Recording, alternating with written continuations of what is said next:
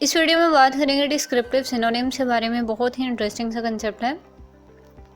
तो descriptive synonyms are actually synonyms that are used connotatively to express the speaker's feelings towards what he or she describes.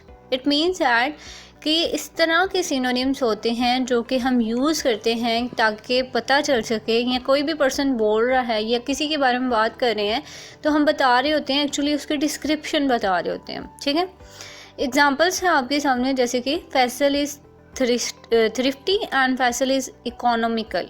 दोनों का same meaning है, लेकिन words जो हैं वो हमने सिनोनिम्स यूज़ कर लिए हैं, दोनों फिट हो रहे हैं यहाँ पे।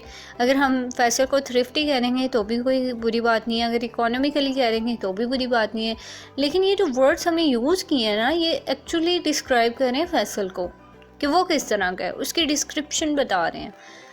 Same is the case in the next example as Khalid is a bachelor and Khalid is an unmarried man. दोनों ठीक हैं, ठीक है, दोनों सिनोनिम्स यूज़ हुए। इसी तरह थर्ड एग्जांपल है the orange is sour and the orange is रॉटन।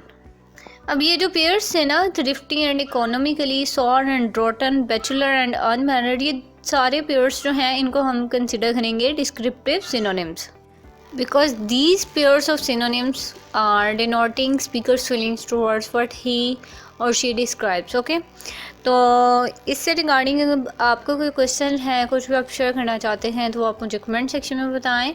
And thank you so much for watching.